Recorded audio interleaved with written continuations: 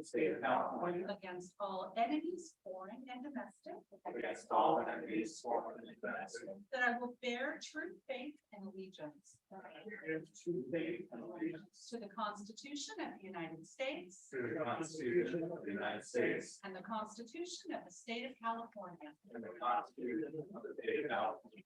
that I take this obligation freely I take this obligation freely without any mental reservation without any reservation or purpose of evasion, or purpose of evasion, and that I will well and faithfully and that I will well and faithfully discharge the duties discharge the duties upon which I am about to enter. upon which I am about to enter.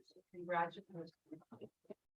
Now, everybody stay there. Carol, let's go down. Let's get a group picture. Brad, Kathy, join us down there, please. Yeah. Come on, Brad.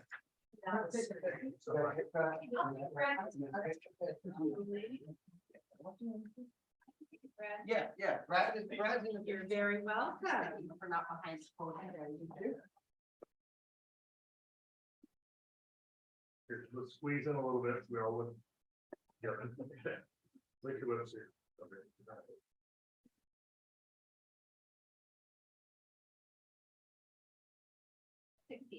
All All right, thank you so much. Thank you so much. Awesome. Again, that's welcome.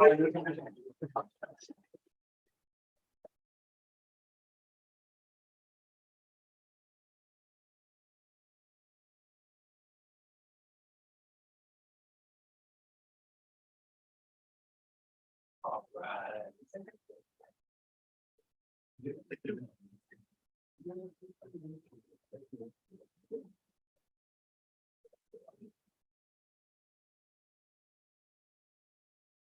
All right. Well, I think we're done. Oh. Next, we have the temporary employee of the month for July.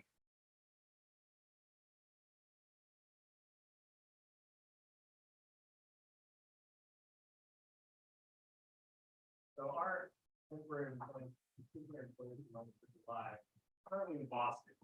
We're going to invite her in here in a moment.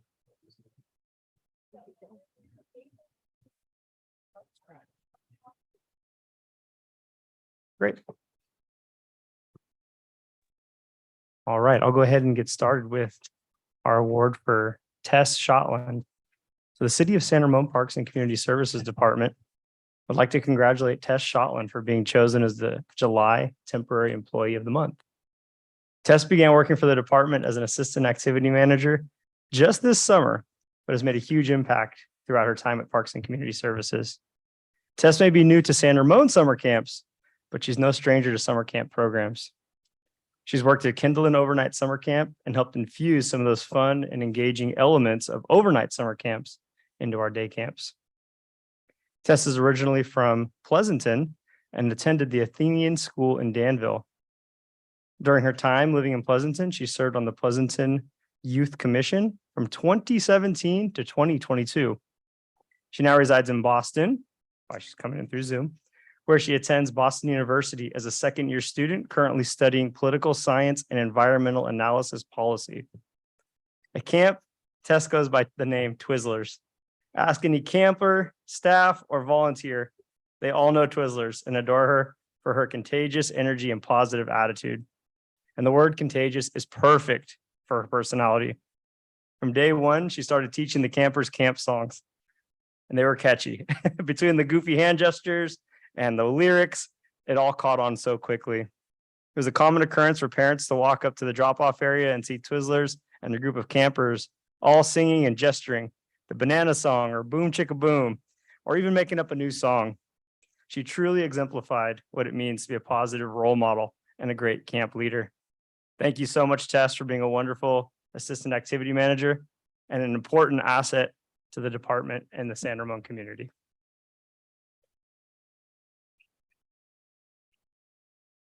Do we have audio both ways? Hear me? Yes, can you hear us? Yes, I can. I just want to say, oh, Thank you so much for the city of San Ramon and for the Parks and Rec Department for this, Parks and Community Service Department for this amazing award. I had such an awesome time this summer working with the campers and the camp staff at Camp Central. It's truly an amazing place. It's clear the positive impact that the programs have on the kids there, and even on me. I really enjoyed my time this summer working with the team and working with the kids. It's truly an amazing place. And thank you so much, Andrew, for being an amazing supervisor. Fantastic. Thank you. All Enjoy right. Thank Boston. you. Thank I you so will. much. I think we have a certificate that we'll be sending out to you. Yep. Yep. All right. One more round of applause for Tess. Good job, Tess. And now we have a temporary employee of the month for August. What happened to September? It isn't over. No, that's right. It's not over. Okay.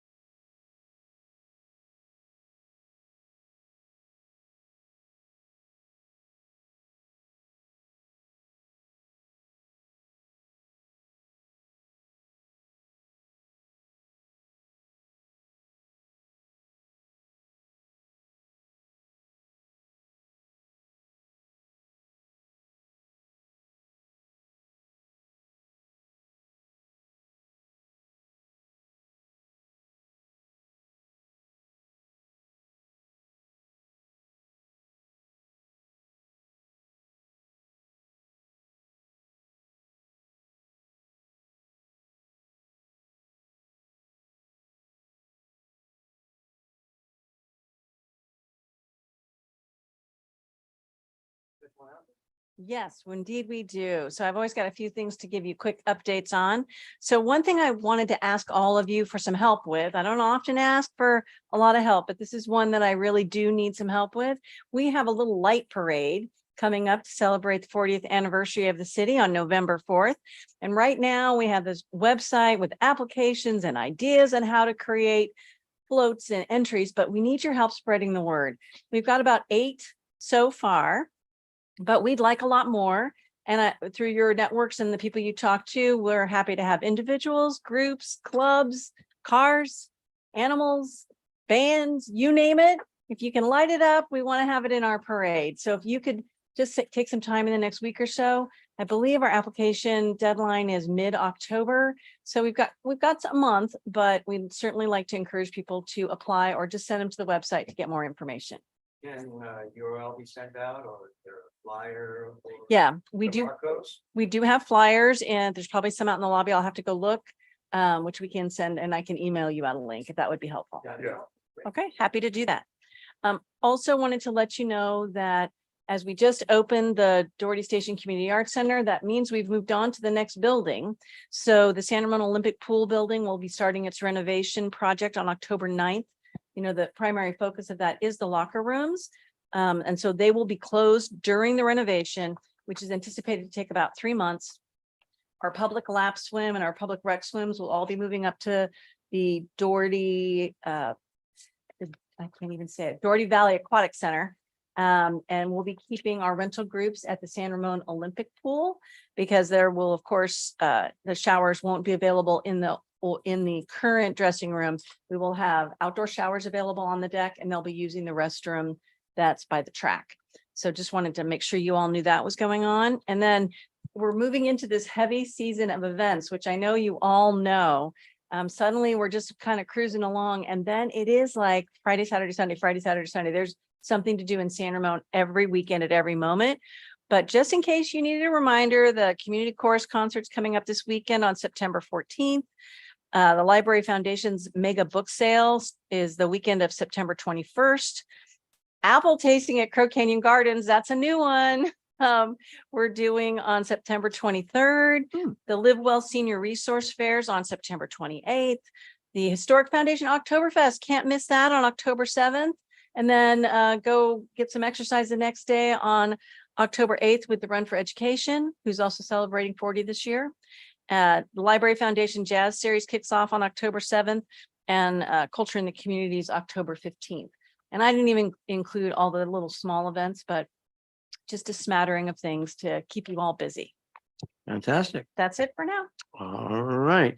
So public comment or written communication. At this time, members of the public are encouraged to address the Parks and Community Services Commission on any item not already included in tonight's agenda.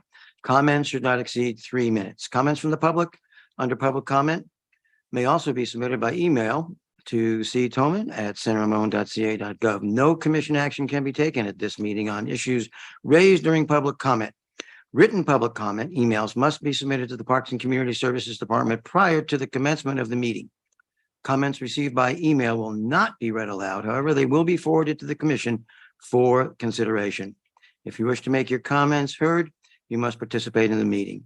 During public comment, members of the public are permitted to address the commission on items that are on the consent calendar, including requests to pull an item from the consent calendar and the reason why you wish to pull the item or items. Please note that the decision to remove the item from the consent calendar is strictly at the discretion of the commission. And items that are not on the agenda and are within the commission's jurisdiction. Do we have any public comments? So I read that for nothing, huh? Not at this time, thank you. Okay. Moving on to item number 6, approval of minutes. Has everybody had an opportunity to read the minutes? And remember, if you're not at the meeting, you can still vote to approve the minutes. You do not need to abstain because we're just reviewing the minutes, not comment in the actual attendance at the meeting. So, Madam Chair, I move that we accept the July 12th, 2023 minutes as presented. I second. Fantastic. All right, let's vote on that. I don't know how it's voted, but I'm the mover. Ask, yeah, Commissioner Bree. No, I don't get the vote. well, it doesn't, yeah, this isn't. Oh, there we go. here. Okay. There we go. Okay. I don't know if it did, what it. Were you ringing the bell again, Steve? No, actually, I was just. Dave's ringing my bell. Okay, Yes. you got the bell seat. Okay. It rings all the. I think we all voted and it's 6 and there's a no vote. So you got it. Okay. Excellent. So that passes. All right, number 7 on the consent calendar. The consent calendar items are considered routine and are acted upon by the Parks and Community Services with a single action. Members of the audience wishing to provide public input may request that the commission remove the item from the consent calendar. Do we have any items on the consent calendar? And therefore none to remove. Fantastic. So let's move on to the business of the commission. We will be looking at the Crow Canyon Gardens Master Plan this evening, 8.1. With the recommendation to provide feedback and approve the Crow Canyon Gardens Master Plan as presented by PlaceWorks. Good evening.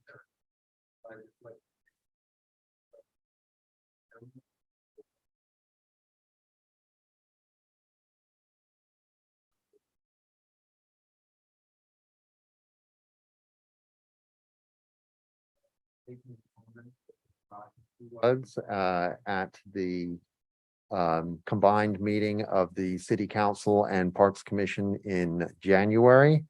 And those have been incorporated into the master plan. So the master plan is intended to capture the preliminary or the elements that the city wants to incorporate in the park, show their general locations, and what we intend to do and develop as this park goes into final design. So once this draft is approved, the next steps will be preparing environmental documents and then preparing the final designs for the entire park or each phase of the park as funding becomes available to complete the project.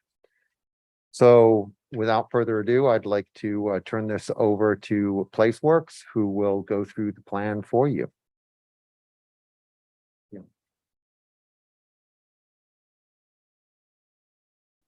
Good evening, commissioners, and congratulations for all of you. This is your first meeting, so I'm pleased to meet you. My name is Sarah Sutton. I'm a landscape architect, and I'm the principal in charge of this design project. And for those of you who have met Isabel Min in past meetings, she's still involved and meets with me and with Spence on a regular basis, but her workload just got too busy. And I bring experience in building parks and working along creeks. And I also just have to tell you that back in the day when MUDS was in its heyday, I was living and working in San Ramon and Danville. And I worked on some of the projects in your city. And I remember many lovely lunches in that dining room, looking at that ceiling. And that's the first time I ever had fresh organic flowers on my salad. Found that really fascinating. That was a new thing, right? So I'm thrilled to be on this project. Also, my son was one of the children who attended the Carrie Marshall summer camp down by the creek. And when he heard I was doing this, working on this project, he said, "Is the creek still there? Are the picnic tables still down there?" So I'm thrilled to be a part of this, and I can really understand the connection that your city and the people have to that site. And I think we're really capturing the essence in this plan and with all of your feedback. I also just wanted to introduce the other members of the team. Spence Kaler is the project manager. He will probably answer more questions than I do. We will see, because he's in the nitty gritty every day. And then the architects from Page and Turnbull, Greg Unito and Leda Kaczorowski. Did I get that right? Okay, good. So without further ado, I am going to figure out how to use what's the best way to advance my slides? There we go. That wasn't hard. So here we are. This is the existing conditions, the aerial with the red line around the border. And what is so wonderful about the site is it's embraced by the native natural riparian vegetation and those beautiful trees. You've got bays and oaks, and then you have this nice little urban oasis, a place where people can go. And we see that this is going to continue to be a wonderful, quiet, somewhat passive, but also you can schedule events, and there's so many things you can do there. And you can see the MUDS building's been colored in blue. And why don't I go ahead and just move on? You're very familiar with the site, I'm sure. So this is the preferred draft option, meaning we're still open to comments. This is part of the process.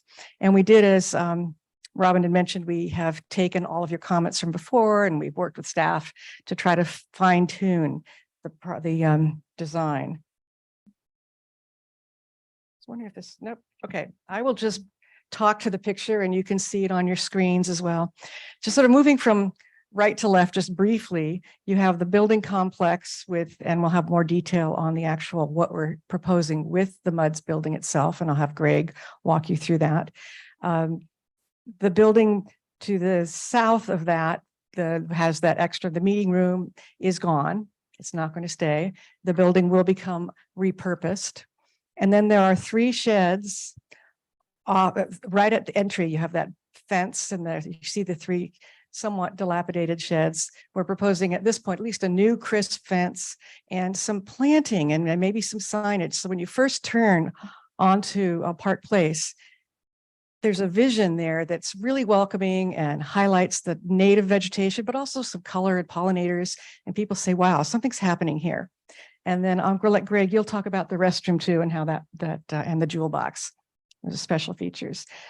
The idea is to keep as much of that existing blue flagstone as possible. Maybe when it goes into another phase, there'll be more design development, but keep that character and work with the grades so that there's accessible pathways from the parking up to the building area itself, because at this point it's not, and it will. So we've worked out a scheme for that. And then the gardens are staying pretty much where they are now. The idea is just to clean them up and improve what's there. And so I'll have to say more about the gardens on another slide, but as you're looking at the building and you go to the left, you've got the some ornamental edibles. You have to have the food. That's part of this process. People are going to grow food in their garden, but also we'll have some right there, and definitely some herbs. Nothing like fresh herbs when you're doing kitchen demonstrations. Pollinator plants will be a must for bringing in pollinators, not just for the garden, but in general. We need more pollinators on our planet. And then we will have a native garden area just below where the seating is. And the idea is to have the Central Coast oak woodland, which is your dominant natural habitat here in the San Ramon area. And we want to create a native landscape that also looks like something that could grow in your garden, because we want to encourage people, plant natives, plant pollinators, and they'll learn as they're walking through. It's surrounded by a walking path that is going to be paved so people can have their loop, and it's safe and accessible. And then there'll be some other paths that might be gravel or decomposed granite, more permeable surfaces. There'll be a hierarchy of pathways. And while I'm talking about pathways, if you look at the parking lot redesigned up by Park Place, there's a slightly wider path that comes down and comes down towards the creek, around the picnic tree, and then over to where the compost is and the other storage areas. And that's to facilitate a big truck coming through and dropping off materials. And we need enough room for them to turn around and not make it difficult for people to move around. So it looks like a big space, but when you're out there, it actually makes sense. Continuing on from the various ornamental gardens, orchard is going to stay. Some of the trees might need to be replaced over time, but most of the ones that are out there now look pretty good, but they are getting older. They can be trimmed up. There's people who can work on that. We're suggesting that green line of trees that between the orchard and the meadow, let's plant something new. Let's talk about that in the next phase and create a strong line that separates the orchard garden area from moving into the meadow play area. This is just a permeable separation and defines the space. The meadow would be the lowest water grass we could suggest. There are lots of grasses right now that don't take as much water as your ball fields do, and you need to use fescues and special ball field mixes. But there are things we can use that'll tolerate the traffic, but still not require as much water. The large oak tree with the picnic tables around, and that's where those tables are right now. We're proposing that maybe they circle the tree. That can be rearranged, but that's a lovely place to have. There were people there today. I went by just to look at the site, and some people were picnicking out there and just enjoying the space as the sun was going down. There was a request for a nature play area, and it's fenced in and has a big planted buffer between the parking area so that kids can play, but they won't just go running out to go see mom when she comes to pick them up, with some various entry points. And the idea of nature play is its natural elements. The ground plane would be a 5-bar, so at least it meets the code requirements for a soft, cushiony play surface, but it's very natural looking. And as we get into more design development, might add in some gravel areas or maybe a dry stream, but kids like to climb and explore and play and manipulate. So this is the idea for this spot, with some picnic tables for parents to sit nearby if they'd like to and not have to maybe have lunch there while their kids are playing. And it's also for some of the older kids, they can go play there while their parents are working on the garden if they tag along. Now, one of the best features, and I'll show you a picture, is off to the left of the nature play area, you see a square with some picnic tables, and that's going to be a shade structure that picks up on the historic curving arch of the MUDS building itself. And I'll have a picture for you. Then moving farther left at that point, The existing community garden is the aerial, that's what's there now. That gray area is just a big shadow from a tree. And we faded back the riparian vegetation so that you could really see the park in this picture. But it's still going to have that feeling of being embraced by the creek and the native vegetation. We've shown where we could squeeze in a few more plots. You see a number of darker rectangles. We think that's pretty much it. We're open to your feedback on that. Some picnic areas tucked in. There's a couple of tables on the lower path so people can have quiet gatherings. And then I guess the last thing I want to mention is the parking. I'll say more about parking, but there are 2 lots. One that's been designed to have angled parking, and you have a one-way loop coming in and out. Right now it's pretty hodgepodge and people just do what they want to do. And it's a little interesting when you try to back out. And then the parking lot on the east side will need to be redesigned. You're aware of the fact that we're continuing to lose parts of that creek on that inside bend. Meadow. Oh, so I also want to mention the access down to the creek. We have looked at what it would take. Spence can tell you exactly what he had to do to try to get the ramp and the landings to be accessible. And we'll show you a picture of what that might look like. So that gives you an overview. And there's one other thing. It's the around Boardwalk Place. When you come in and go around that big loop at Boardwalk Place, there's that big depression and it receives water. It's got riparian vegetation. And it's just kind of a lovely little piece of nature. And so what we'd like to do is have a meandering DG path, nothing too wide, maybe put a bench or 2. We might clean it up a bit and supplement it with a few special native plants to highlight, but it's a nice place when you're walking through there. It's a nice little hideaway. And if you wanted to have a quiet place to sit and get away from all the activities, it's right there next to the building. So that was our thought on that. So I'm going to go through the rest of them. Uh-oh.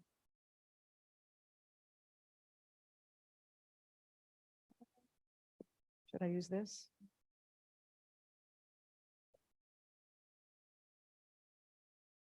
I'm open to feedback on this. Try the arrow key on the keyboard. I was doing the arrow key down.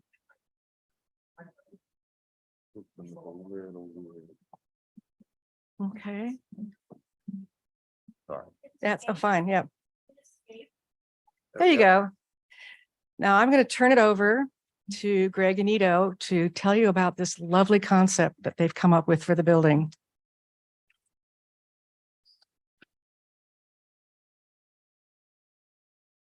Hello to the new faces here. Last time we were before you in January, I think we had a really great conversation about MUDs and what it means to the community.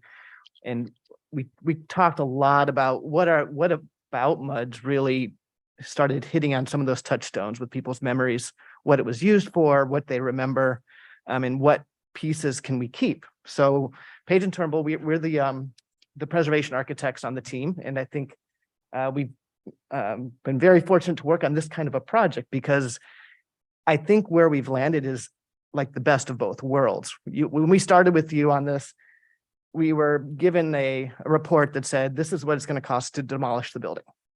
Pretty black and white.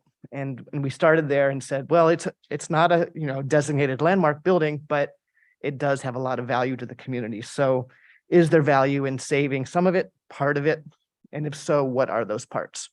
So the rendering that you see here in front of you illustrates keeping the essence of the building while embracing the rest of the master plan in the park. It opens up the main east-west axes of the building, which is the higher linear wing, as an open air pavilion, taking the walls away, rebuilding, with columns and stabilizing it as needed for seismic reasons, but keeping that jewel box dining room as is, as an enclosed, reservable, rentable, usable space, basically restoring it to what it was, so that there's still a piece of what was at the heart of the community as the space that people would go to and have dinners, family events and banquets and whatnot. It's still there. People can still experience it. So this rendering shows that. It shows in the very center of the image, it shows a restored dining room. You can see the tower element. The tower element is a character defining feature in that you can see it from all parts of the park. It sticks up taller than most of the plantings. It's kind of like your orienting feature, lets you know, oh, I'm down over by the river, but I still see muds. And then the curved wood slatted ceiling. What we would do is we would propose to likely treat it with a marine grade paint or stain so that we can keep that exposed to the weather. And if we can't do that, we would recreate it with steel or some type of metal, but keep that feel of the character defining ceiling in the open air pavilion. We also are thinking that you can see these panels, they're with slatted wood in them, like behind the outdoor kitchen counter.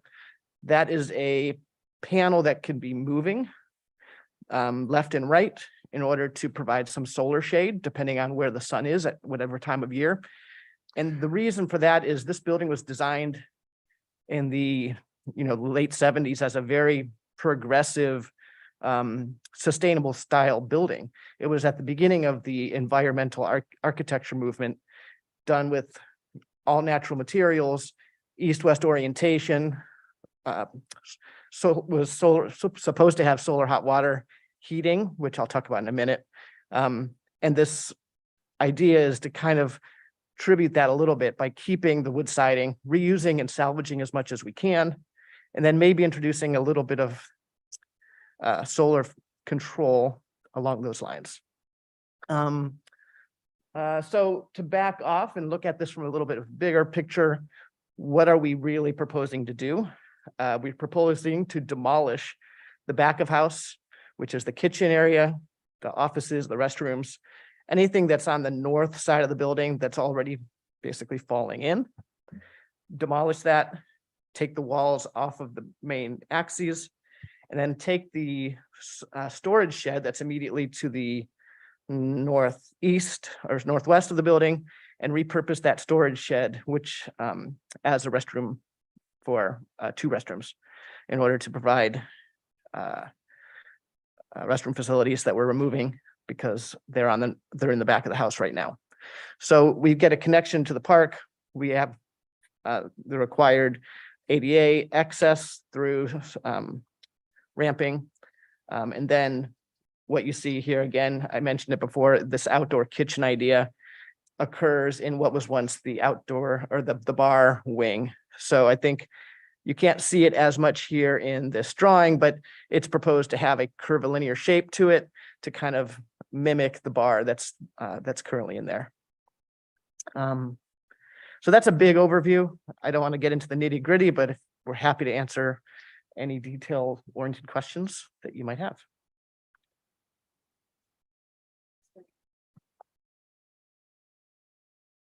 Okay, now we have some collages of pictures to give you a sense of the look and feel. The outdoor kitchen, Greg mentioned, the bar will echo the shape of that iconic wooden bar, which you see the picture of it in the upper left. And it would be, the top would look something like the one on the lower right. Definitely wants to be a concrete, something durable, it's outside, and then it'll be clad with some of the same brick-like materials in that existing bar area that's outside. Again, trying to reflect what was there and upgrade where we need to. And these are just nice images of what it could be. You could have kids' activities out there. You could have junior cooks. You could bring the master gardeners and have someone say, well, this is how you cook what you just grew.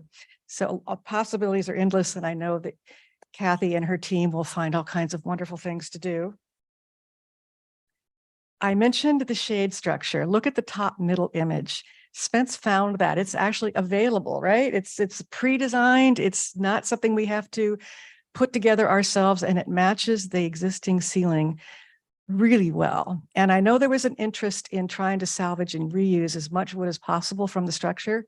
And we will continue to look into that, but we can't, since we can't promise that it'll all work, just be reassured that there is something there that will capture that feeling. The benches will include some accessible benches like the one on the lower left where people can come in if they're in a wheelchair. And the one on the lower right is just giving you an idea of what it would be like to have a group picnic underneath a shelter. It's not the same one that we would propose using. Then here's some images to capture the nature play area. And you can salvage logs, you can salvage trunks, stumps, hollow out a log like the kid crawling through. There are so many creative things you can do. There's lots of ideas. And we would work to make sure that there's a lot of tactile hands-on for kids. You know, they love to grab things. My grandson just takes a stick and it becomes everything. And to forget the toys, it's the sticks. I had mentioned the gardens. This diagram shows you where they are. They're kind of color coded. The blue is going to represent the central oak woodland that I had described, which is your key. There are riparian species within the oak woodland, but that is what San Ramon is. You've got the hills, you've got the oak trees, a nice blend. So I've listed some of the key species that you find in that habitat, and many of them are beautiful garden plants in their own right. So that's the idea, is to really highlight so people say, oh, natives can be beautiful. Maybe I should plant a few. The ornamental edibles can include, we would really recommend for what we would see going in that area, easy to grow plants. And you might find that you have some people who would like to come in and tend that, whether it's the master gardeners or somebody who already has a plot or would like to have a plot. Lots of ways to manage that without having to tax your park and rec, your maintenance staff. And then the pollinator garden, there are all kinds of plants that are great, not only for pollinators, but they also demonstrate, bring in the predatory insects, the lacewings and some ladybugs. And we want to make sure that it becomes a very rich and very, and it's amazing when you plant them, they do come. I continue to be amazed at a little plot of pollinators and suddenly they just show up. They seem to find it. And we're showing in the pink, you see on the plan, several areas, a couple of areas near the existing garden. So it gives benefit to the people who have their garden plots. And I know that I've seen a lot of them in the gardens themselves. People know how to do that and attract them. And then we'd have the big demonstration area, which would benefit the food we're growing. And definitely highlight butterfly plants, because everybody loves butterflies. Not everybody is as excited about bees. We want to make sure that we keep the bees away from that outdoor eating area and have them more focused by the actual gardens themselves. Yes, good. But as an aside, when people, the general public, there's apparently a statistic that 30% of the population is terrified. So we will just make sure we don't put the bees right next to where the people are working and eating. It's an interesting, or maybe they should learn something. There are some trees that need to be removed so that we can put in the parking lot and have this adequate space. And we've got 2 olives, and then the TBD one actually looks like it's a chaste tree, which was probably a shrub a long time ago. Now it's more of a tree, and it's an herb. It's something that herbalists like to use for all kinds of remedies. But we will replant trees. Olive trees can be transplanted. They're not so large that they couldn't be. And that's something that could be considered. Maybe transplant them in that long green, bright green little alley of trees. And there's one tree, it looks like it's an elm, number 4. It's hanging over the building in a precarious way. It's losing branches and it's really close to the building. So we were recommending that that one come out. And there's a large oak tree also in that location. One of the branches should probably be removed because it could become hazardous in the future. But otherwise, the forest will stay untouched. Here's the ADA accessible trail and a viewing area. And what Spence did with his coworker is they looked at the contours as we know them from the data that we have, and looked at different ways to do the math to get your 30-inch drop, and then you have a landing. Then you have another 30-inch drop and a landing, and back and forth and back and forth. And this represents in cross section what it would look like. And as you can see, kind of to the right, that one elevated area, there's a place where we need to do a switchback because it just falls off. So it's going back and forth, and that creates also a nice overlook opportunity. But as moving forward to the next phase of starting to design this may have to become a future phase because it will require some geotechnical analysis to make sure whatever goes in there doesn't fall in the creek, and also accurate tree placement and contours. So complicated. It would be lovely And it would be a mix of possibly elevated boardwalk where you really can't follow the grade and some paved surface, whether it's asphalt or concrete. DG or gravel, you just, when you're on a ramp, it gets riveted from the rain and becomes a complete maintenance hassle and loses its accessibility. And now here's the parking lots. I'll start with the Park Place on the upper. We're moving farther into, there's a band of vegetation where those cars are.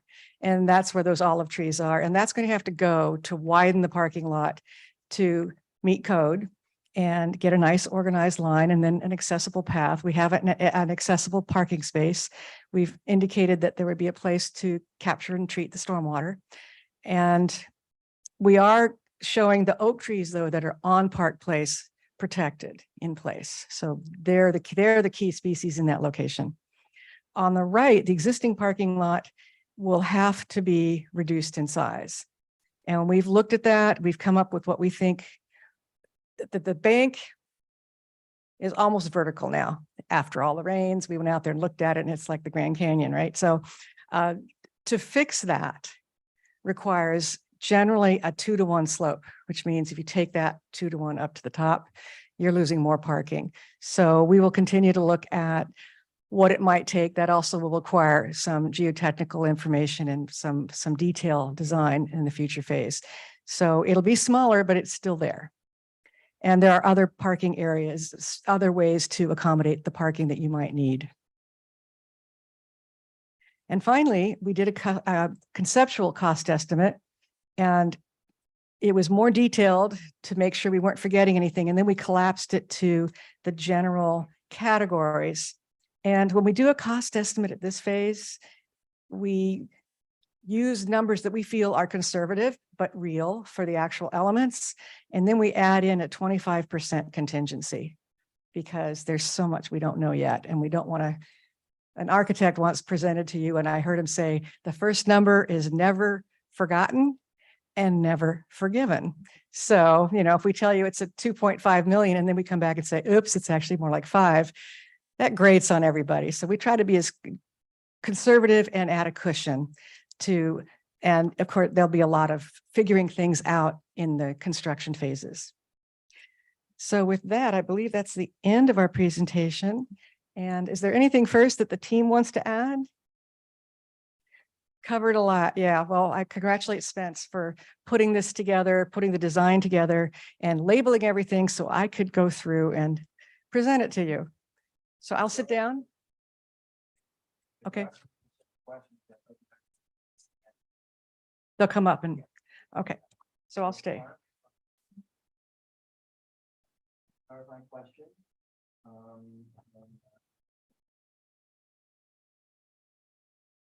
Thank you. This is a wonderful presentation. I'm really pleased with everything that's been presented.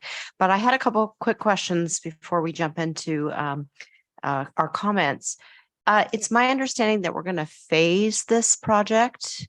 And I'm just curious, has there been discussions, thought about what comes first? Is it the creek side with the fireside building? I don't know. So I'm just curious if there's sort of a general, I'm not looking for specifics, but sort of a general overview about what the phased project might look like and I'm gonna go back time-wise to the original plan. Oops, not that one. So we can be. Okay, yes. In fact, what I will say is normally we look at phasing when we get into the 30% construction documents and you start to parse it all out. And then our client, meaning Robin, will say, well, this is how much we have set aside. What can we build for that? So you kind of mesh the two, but I'll step aside for you. No, I think that, thank you. I think those are good comments. A little bit of the answer is we don't know yet, but we know what some of the priorities are. Are you able to hear that? Good. I think it depends a little bit on what some of the priorities that we are given will dictate how we phase the project. Of course, funding will also dictate how we phase the project. We don't want to start something that doesn't have a logical finish point and that damages the usability of the park. So putting all of those things together, will dictate how we phase it. This is a great master plan, so it will serve as a guide to everything, but it doesn't mean we even need to design every detail in one go. We may design elements phase by phase, and while making sure that they are consistent with the overall vision presented by this master plan. Having said all of that, we've already received substantial feedback, and we know there's a lot of concern that phase one should really involve demolishing those elements of the existing buildings that are a problem and preserving those elements that we want to preserve so that they will remain intact for us to finish their use. So all of that may constitute a phase, but then again, it may be broken into a phase 1A, 1B, 1C, demolish, preserve, enhance as you go through and deal with the structures.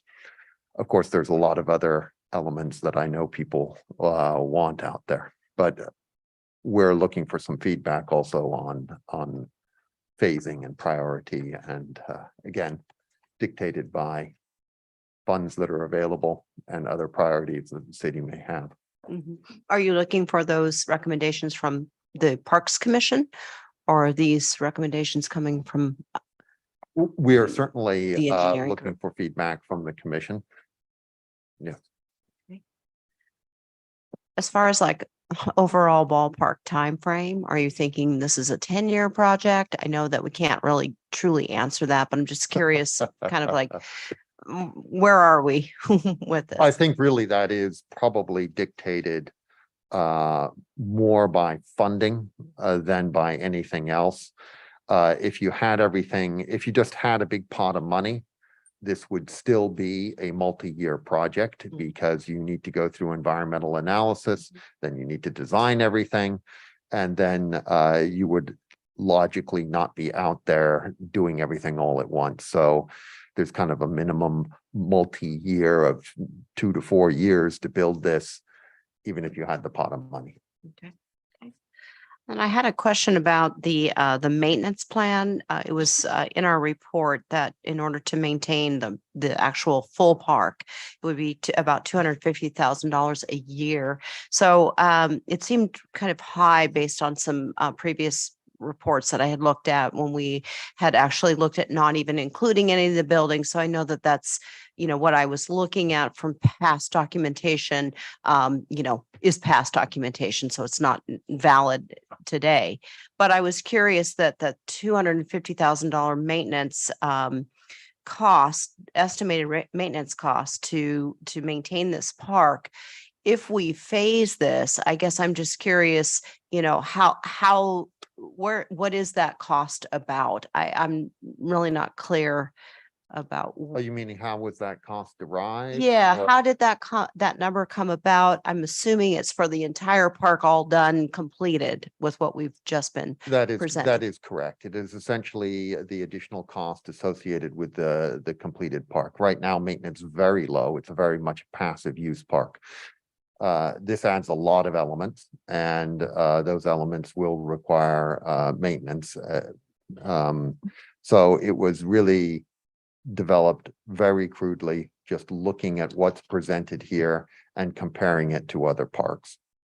So it's a ballpark. It's an order of magnitude kind of an estimate. Okay. I was just curious if the city walk funds will help be used towards this. I'll defer Project. that to the director. Yeah, there's a lot of development coming in to the city, specifically with all the new housing that we've got coming. The BR6 will have some funds that will be in addition to the cost of that park, the Chevron property. So those will all go park development funds, and those would be potential sources for this park.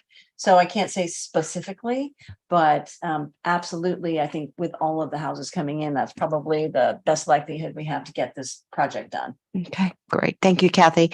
And then I had a question about the boardwalk that we were talking about, the walkway down to the creek.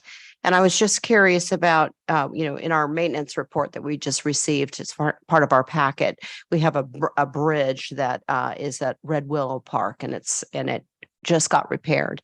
And so I was just curious about the kinds of materials that you guys are thinking about. Is it, you probably haven't read our packet, but it was like a non-skid, slippery, material walking on the boardwalk.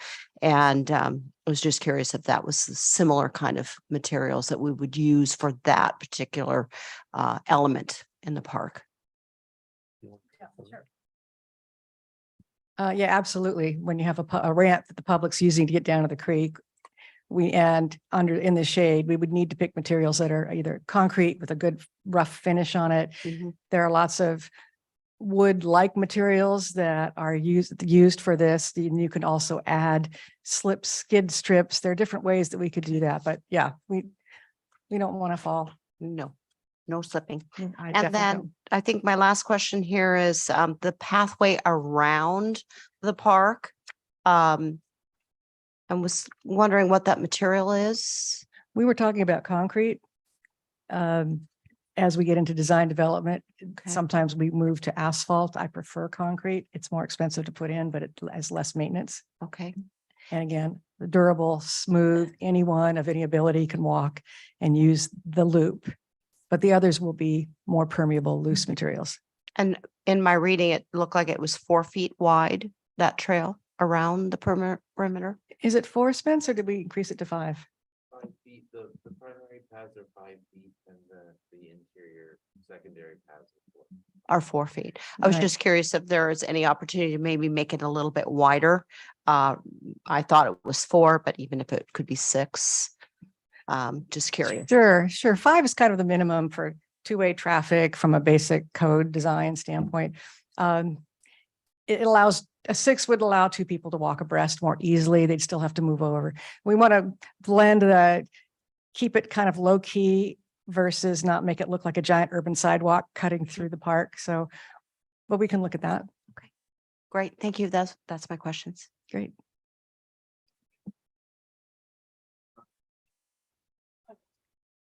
I don't have any at this time. Some of that have been answered, so but that's fine. No questions. Thank you, Chair Dorlick. You guys, thank you so much for the presentation. I have a couple of questions. In the presentation, you talked about erosion. I saw the parking lot. Is there any other areas within the park we should be concerned about with erosion? As I walked it, I saw some spots, but I'm not an expert. So and as we look at, 5 to 10 years down the road, is there erosion issues? The short answer is we didn't see anything that concerned us. When the survey, when a survey is done, we will ask them to identify on the map because a lot of it's covered with the rambling vegetation. And Spence and I walked down the dirt path and which would be replaced ultimately by some kind of walkway in the future. And I don't recall seeing anything else except for that one area. And the reason is it's an inside curve and it's a tight curve, and the hydrology of a curve like that in a creek, it's just going to keep wanting to eat away. So that's why that one's so problematic. And now that it's incised, a lot of urban creeks are very deep because of the years of fast drainage from all of our streets going into these creeks and cutting them down. So that just creates an unstable area. So that's where you're gonna have the most problem is if there's a bit of a steep drop, as opposed to the topography is not being impacted. And most of the creek is far enough away from the park. It seems to be pretty stable. And as you looked at the park, did you also look to see if there's any liabilities where people, because you talked about steep drops, is there anything we need to do as a city to make sure that it's safe and there's no liability in the city if someone falls over the cliff? Well, right now yes, definitely you need to create a barrier. You have a really nice one now with your temporary chain link fence, but that will need to be addressed as an edge, probably some signage, don't go beyond the fence. And there is currently a split rail fence between the edge of the top of bank to keep people from falling over, and that'll need to be replaced. So yeah, absolutely. We want to make sure that people know they're not allowed to go on the other side of the fence. And is that in this design? As we talk about, is that being addressed in this design? It's been considered, yes. not, I wouldn't say it's designed, but it's part of the plan moving forward is to make sure that there is a fenced edge, just like there's a fence around the Yeah, I playground. just, okay, I Yeah. won't comment, but I've thought there. Okay, and then thank you for answering that question. The other thing is, I think the outdoor gardens is big and it's been big. Do we have water? And as you take a look at that part of the areas, is there enough resources for those people that are using outdoor gardens, from water to, I don't know if they need storage over there, but did we look at that to serve the needs of that community, that part of our community? Are you referring to the community garden, the Mhm. fenced in community garden? Mhm. Maybe you could speak to, I didn't review that in detail because that's existing, but there are lots of hose bibs and risers. And to extend a few, we're not putting in enough plots that I'm worried that we couldn't add another hose bib or two, probably just one on each side or maybe two on each side. Okay, I just want But to. that's a good question.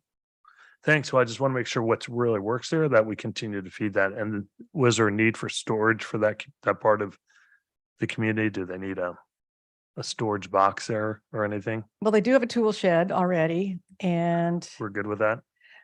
it hasn't come up as an issue, but there's plenty of room around that big turnaround that another shed could be added very easily. Okay. And then, hey, I have a question for Kathy. Kathy, are we voting? I want to be clear on what we're voting on here. We're voting on approving the master plan. So once we vote on this, we won't see it again, right? That's correct. So you can vote to approve the master plan as is. You can vote to approve the master plan with minor changes. Like, as you see me jotting down some of your great ideas, you could approve it that way, or you could say, hey, this is not what we want to see. We'd like to see some more and then come back. This is not a detailed plan, so you have to grasp that this doesn't have every trash can, every hose bib, every sprinkler. Okay. That's not what this is. This is a master plan that would then be handed off to create those next buildable plans, which staff would go into detail review with.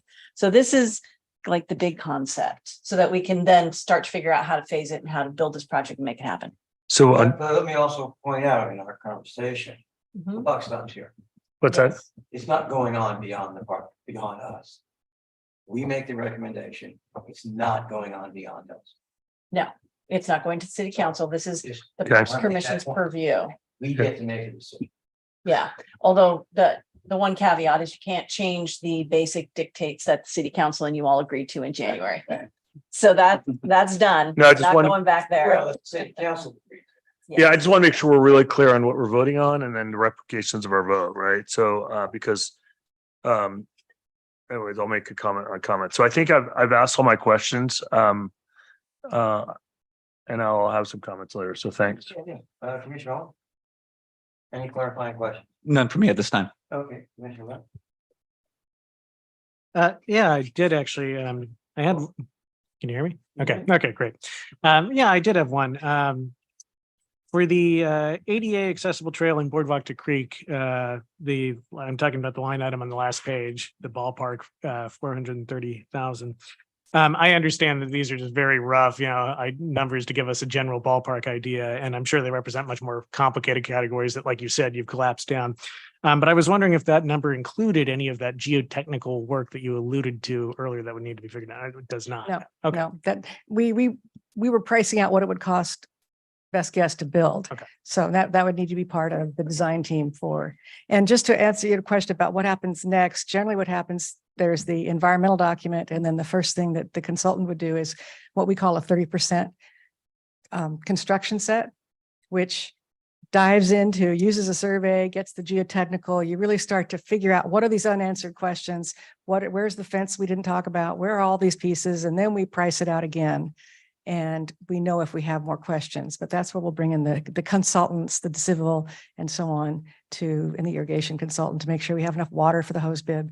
A lot of that'll be answered right away in the next phase of design.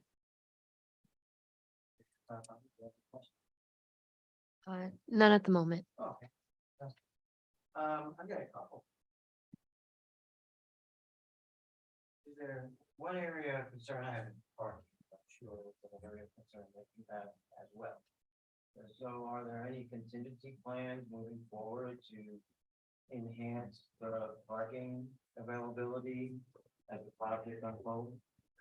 Yes, there are. Of course, some of that, let me just talk to the parking a little bit and its relationship to the master plan. So the master plan here is really focusing on what is on site. And so it's constrained by those resources and by that area.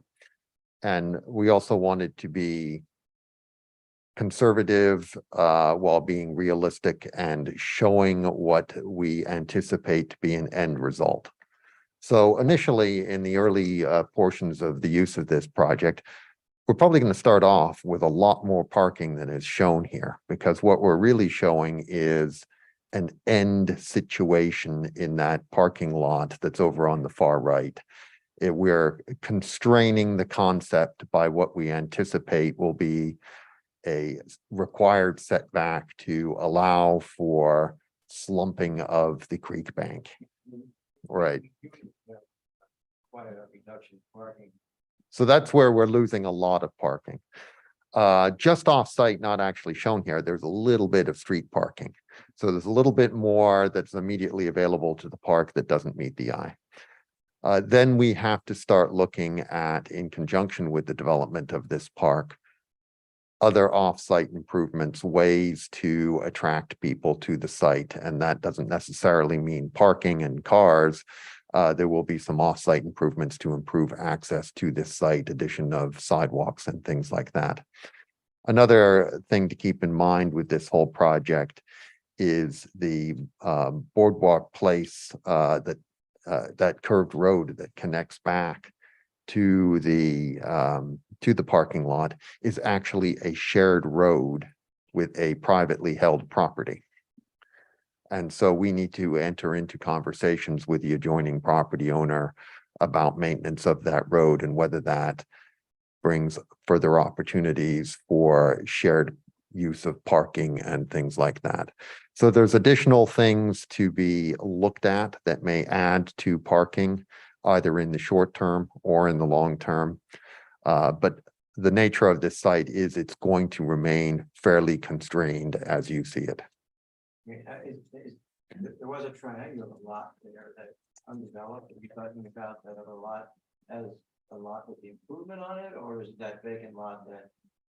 That small vacant lot is owned now by the same person who owns the small medical facility on the corner. They have plans. Potential. They're thinking about concepts. Other question. Obviously, initially we're looking at phase one, as you're mentioning, just kind of leveling a lot of the areas and getting any of the areas and building that may be hazardous as you move forward, because it's still an active passive park on the other side. Are you looking at any of the phases in a functional versus location standpoint? In other words, functionally, we're going to demolish what needs to get out of the way, but location wise, that far end by the gardens is going to continue to be active. So, are you kind of managing that where you're saying, okay, we're going to phase one functional, but also locational. We're going to provide some updates and some upgrades on that location side. Yeah, I think that comes. Currently, I think that comes into the development of a phasing plan that is informed by the budget and the priorities that we are given. I think it's highly desirable to maintain access to a park or any other facility to the maximum extent possible while you're trying to do other improvements. So I could see phasing this on a east-west type of basis in part, or things down by the creek or a separate project, those kinds of things. yeah, you were reading my mind on that, because I mean, there's some areas like the shaded park structure, the picnic structure, et cetera, that could be done pretty immediately, which would enhance the garden area while we're still working Yeah. over there. And yeah, I was gonna mention, I mean, while the accessibility and the park and the creek pad is really a very integral and I think necessary part of the project. That's $500,000 and can, really be parsed out as a separate, almost like, I don't want to say afterthought because I think it's integral to the entire project, but I mean, that we can probably, wait on from a. Yeah, and sometimes I prefer to think of phases as, I don't like putting numbers on them because that suggests an order. Yeah, so you could have an area A and an area B and an area C, and you may do C first. Right. Yeah. Or you may do a lot of C and a little bit of A at the same time. Yeah. Okay, from a funding standpoint. Have we looked at any sponsorships? Or partial sponsorships, like how about, the Wells Fargo picnic area or the, I don't the think, CNG kitchen? I don't think we're there yet. We need to get the approved plan, master plan, and then we can look at our different funding options. But certainly, just as we have the sports field sponsorship and we're picking up sponsors, definitely options. Okay. Yeah, even from a maintenance standpoint, there could be some sponsorship on a maintenance standpoint. Maintenance of this park is provided through a grant by. Yeah, so and so, and it'll be a heavily trafficked park, at least in the beginning. Where it's kind of new and et cetera, and then it'll settle into, a good traffic, but not extraordinary probably, but. That could be good. Okay, that's my question. Do we have any general? Well, let me start off by asking everything. Yeah. Public comment, I comment. think. Oh. Thank you. That's just, of course. So do we have any public comment? No, we do not. Oh, there you go. Just have to make sure. We knew that. Oh, wait, oh, wait. Oh, we do. Okay, fantastic. Natalie, you're allowed to talk. Can you hear me? Natalie, you're allowed to talk. Okay. So I have a couple of notes. So the plan says that the volunteer gardening shed will be retained in its current condition, but its current condition isn't usable, which is why us volunteers don't have access to do it. The moldy sheetrock needs to be replaced, and the structure itself is unstable. Like 2 people literally could just push on the western wall and knock the whole thing down. So it needs to be fixed, and that could be like an earlier priority. That way we, the staff and volunteers have a space to get out of the summer heat, winter rain, and to use it for storage. And there's also a shed by the creek, which could also be repaired for additional staff and volunteer use. And so there are allotments where the new row of trees are proposed. Those allotments are used. I know one doesn't look like it's used right now, but it does get used.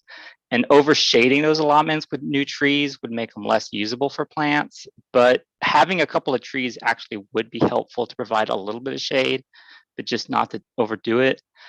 The gopher problem, it needs to really be addressed. Like those of us who have tried planting in the demonstration garden have had a high loss rate because of the gophers.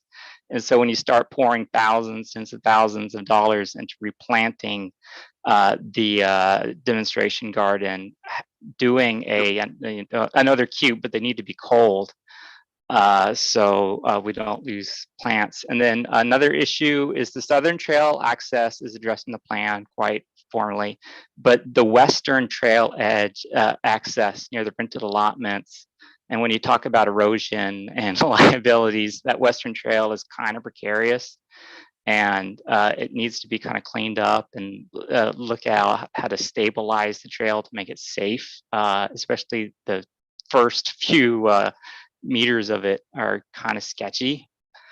And then real quick, the plan makes a distinction between orchard and elbow garden and pollinator garden, but in permaculture, you do gilding, which is a companion planting. So you have your pollinators, your herbs, your vegetables with the trees. And that's kind of how the park is set up now. That's why the park looks like the way it does. And I would, if the goal is to do educational horticultural education, staying with a model for companion planting rather than separating things out, I think has more educational value. And I want to thank the city for the opportunity to volunteer there. This is my 3rd year and I've been enjoying it. And I look forward to continuing as a volunteer. Thank you very much.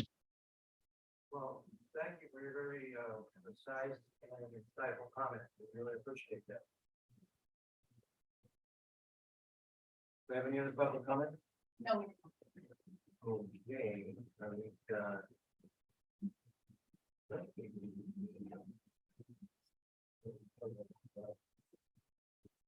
There we go. But let me just ask first, everybody asked the question.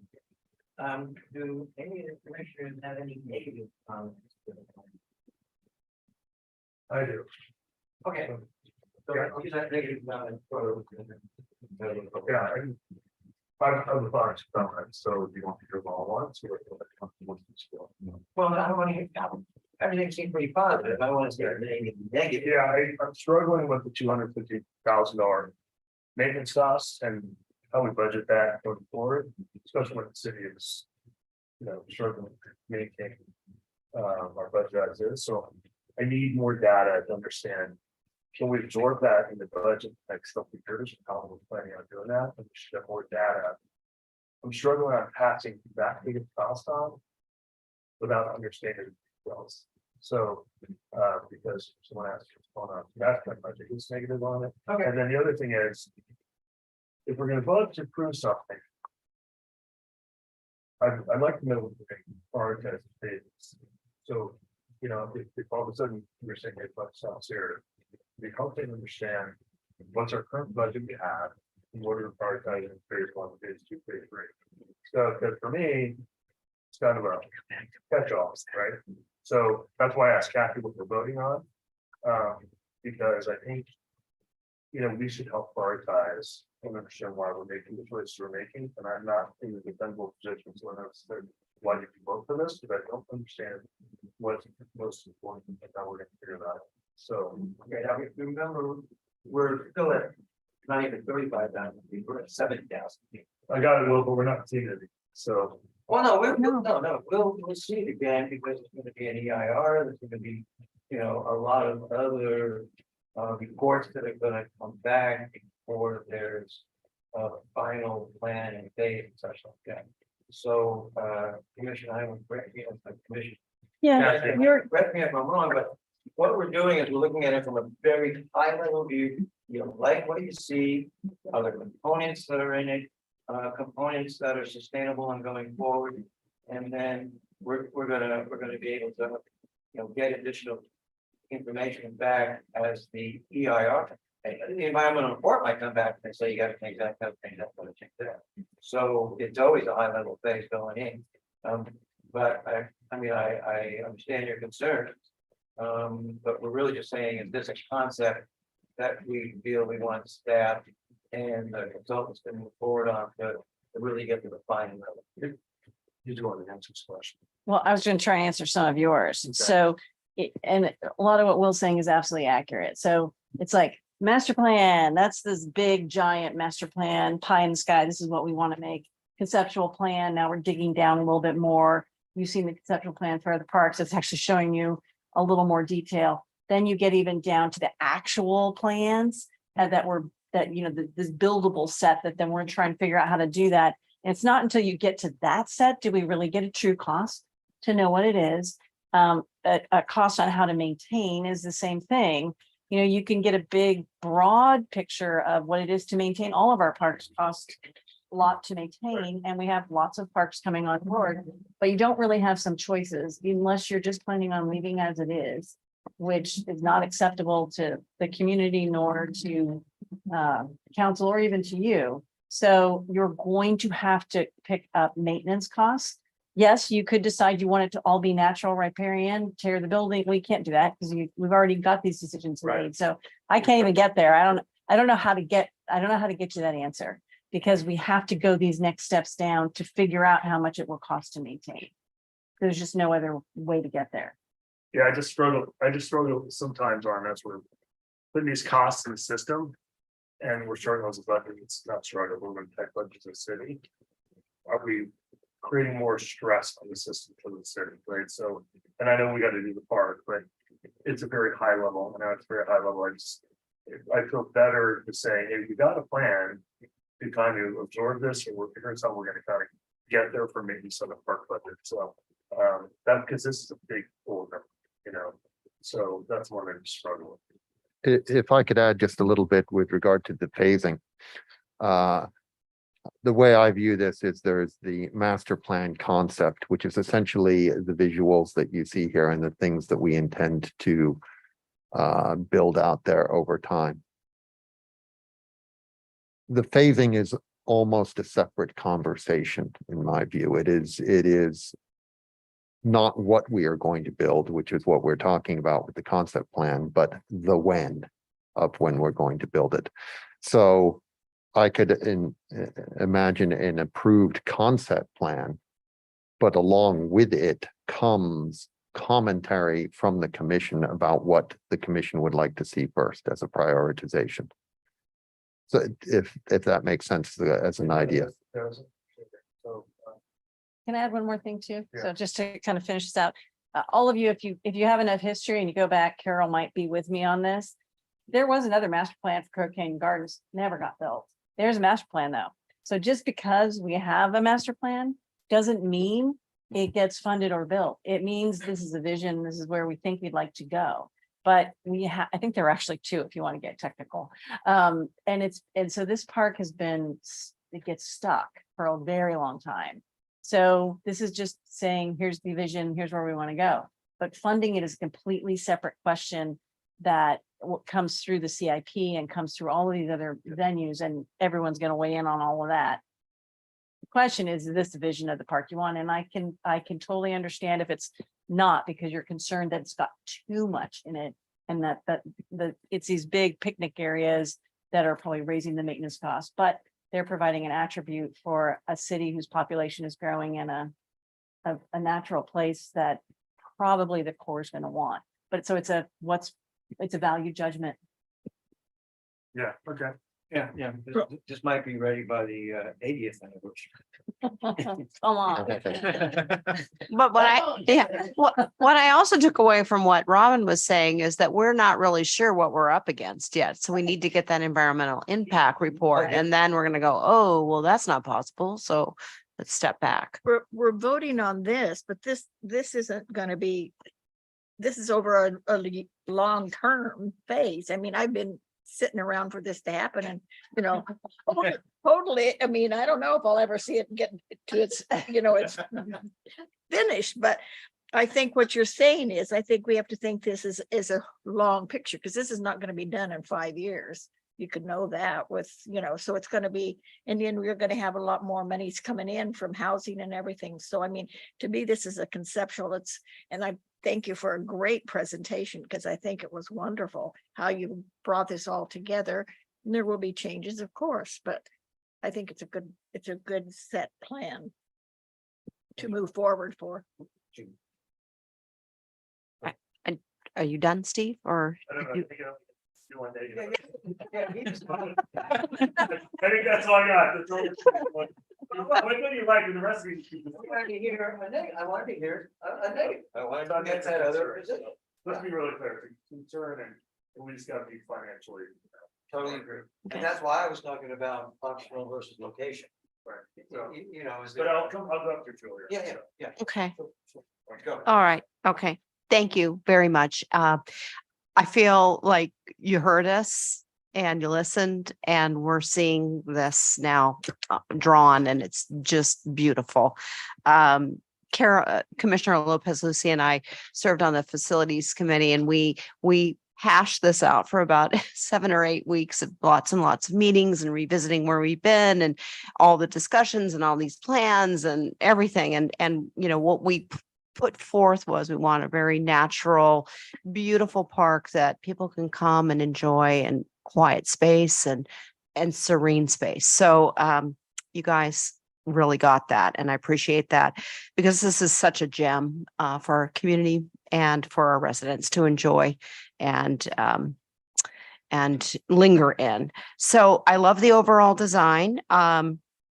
I also really like how you've included the elements of the Muds restaurant and the overall theme, and that's really creative, really talented group here. And then just also using the pollinator garden, the ornamental edibles, the orchard that currently exists, and then of course the native central oak woodlands too. I just am really pleased with all of this.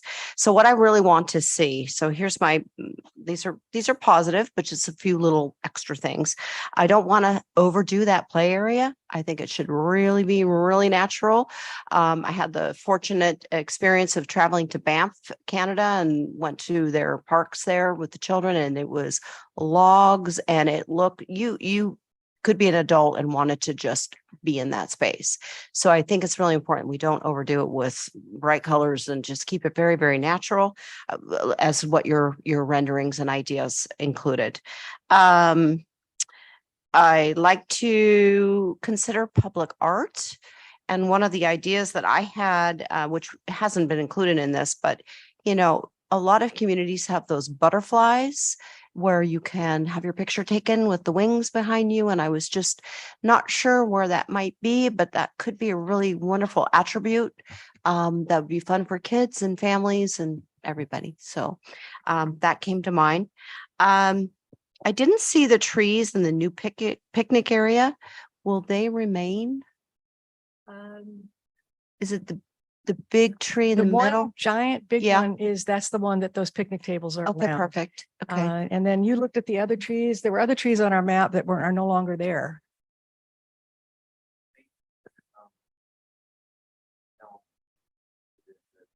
For that picnic area, it's shown in the rendering. Might just need to zoom in a bit. Okay. That's all I'm saying. Okay, great. A lot of those that the trees and especially native. Very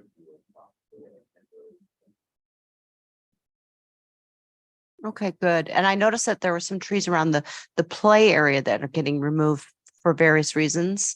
Will that, with the removal of those, will there be ample shade for the children playing?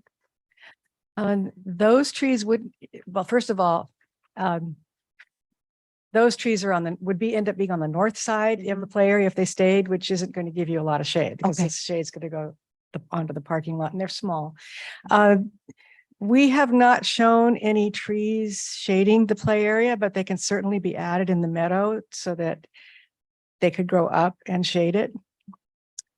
We do need to think about giving our children shade in our play areas, especially in Yes. our warm summers and Yeah. our hotter and hotter summers. That's a good comment. And you already addressed the widening of the pathway, the perimeter pathway. That was a comment that I had. And I think my biggest overall concern, of course, as Steve has alluded to this, is the high cost of the maintenance and also securing the funding for it. But overall, I want to thank all of you. I'm really excited about this project moving forward. I'd like to see it move and so that we can start to really enjoy this space. Sounds great. Thank you. Thank you. No, terrific presentation. I definitely feel like I'm coming incredibly late to the party on this one, given the years that have gone into getting to this point. So, well, thank you. See, there's something to it. Yeah, so I just had a couple of quick things. I went to Crow Canyon Gardens a couple of weeks ago and spent a few hours walking around well before your presentation, was published. So a lot of things I noted were addressed, which is great.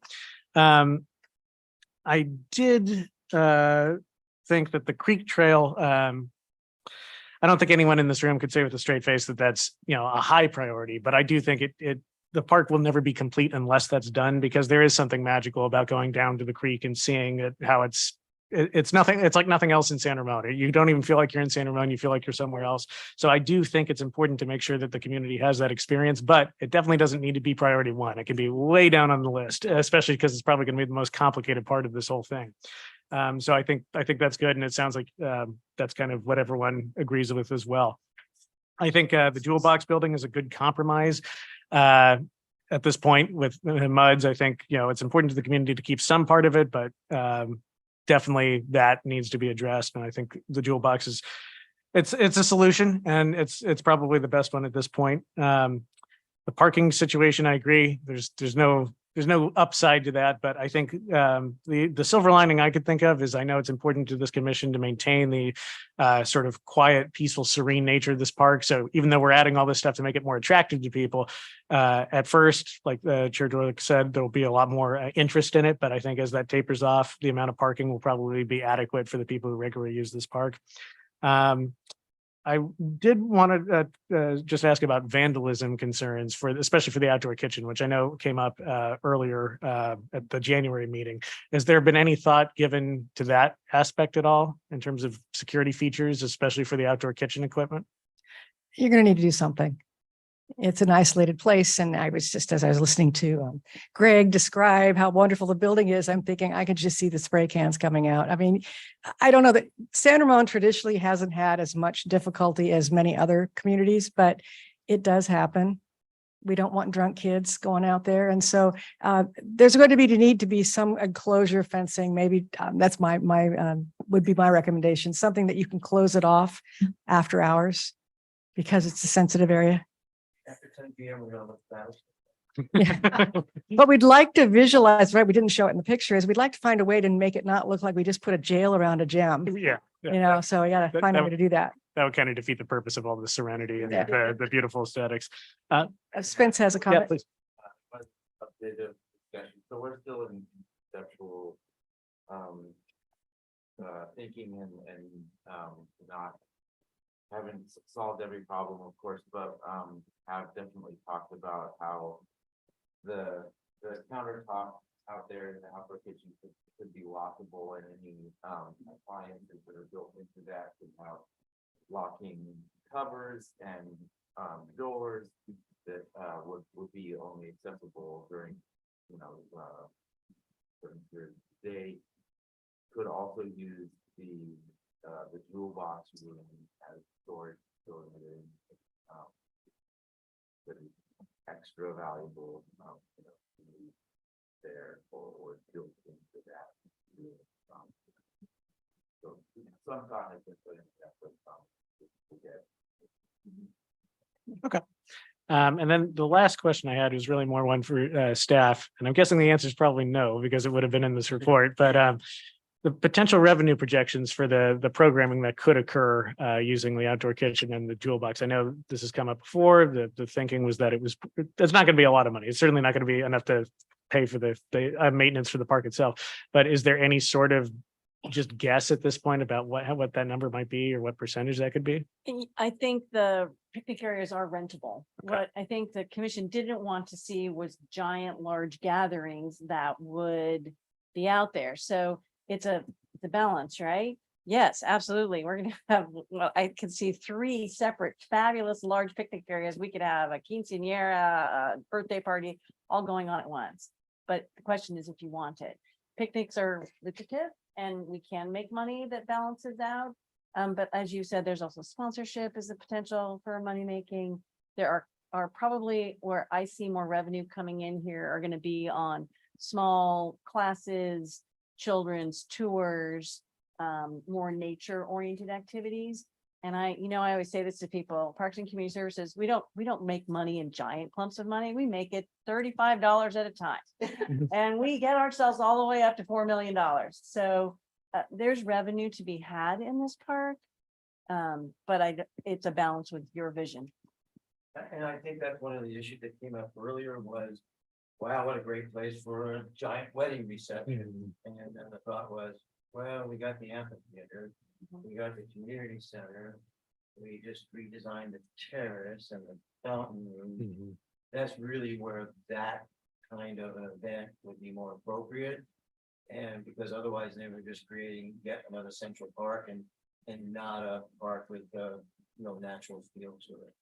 So that was one of the ideas that came up before, and it was just, we want a different tenor to the, to the feel of this location. That was one of our main emphasis when we had the conversation for us, is that we didn't want big things like weddings and all, but we wanted simple things to learn how to make your, pie or something out of it, then we opened the apple from a tree, and we wanted things like that, and we didn't want huge things coming in from everywhere, other classes, and things like that, but the main purpose was to keep it calm, so we can. No gender. Especially on planes.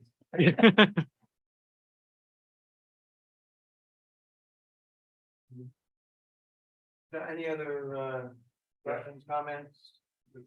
I want Observation? to say some positive things since I'm it's classified as the negative Nelly over here. Hey, couple things. I like what you've done with the jewel box. I think it looks great and I want to compliment on the wave. And I like how you said, hey, we found something that was already built that matches the building, because I really appreciate the research that went behind that, because it's not easy work to go do. So so we're in a really good position in that we're preserving some of the history. The other thing we really didn't talk a lot about was, I know it's a little thing, but you guys are adding like a composting. We're taking a sustainability approach to this park too, as we go along. So in that vein, I would ask that we think about water refilling stations. How do we educate on recycling? You know, how do we make this a more sustainable park as we go along that vein, because it ties in with the whole nature part. You guys were going there with composting, which I thought was really cool. So I think that is really awesome that you're, but I just say, how do we think about that? The other thing in our master plan, we talk about shade and seating. So along that, along the trail where we can, you know, we need to think about, is there seating under shade? You know, I just want to make sure we're really present about that, because when people put the master plan together, those were two big things that happen to come up. So I don't want people to say, oh my God, you missed shade and seating along that. So at the trail on the park is the only thing I didn't see a lot of seating on. If there's an opportunity to go around the shade. So, and then the other thing I would throw in there is, we'll talk about sponsorships, but if we can do, this goes within sustainability, can we do like a car charging station if there's a partner to go partner with us? Because I was going to hit on sponsorships. I thought that was really important. And then just reinforce safety, just double check that we're not going to be liable if someone, you know, I would ask that we just double check that from a safety standpoint, that, you know, we're not going to be liable as a city. And then I'm with Kyle. I'm a big fan of the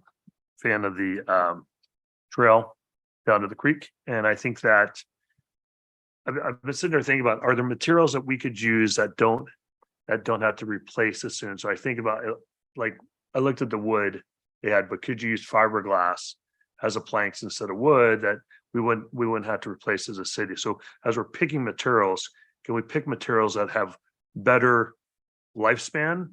So it reduces the cost of replacement. So I would just encourage and push us to go do that from a standpoint of, it still looks good, meets the purpose, it's safe, and maybe we can get the trail done sooner. So I'm a big fan of that. So anyways, I appreciate, once again, I do appreciate, I know this is a lot of hard work, and especially when someone's up like, oh my God, it's cost so much. Please know it's not letting me, but we also need to be really smart on what costs we pass on and can we afford it, because when this is done. So thank you so much again. I really appreciate it. Well, my material selection also affects me. Yeah, that's why I've said, let's just make sure we think about that. Yep. Any other comments? Okay. Have a motion. Move that we accept the plans as presented with addition. Well, we would have a motion to recommend. It's Yeah. Okay,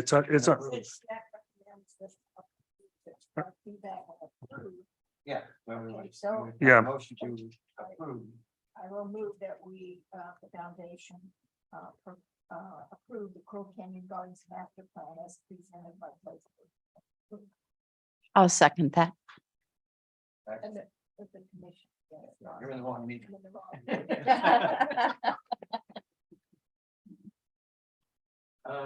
Excellent. All right. I'm ready to vote. You sold me, by the way.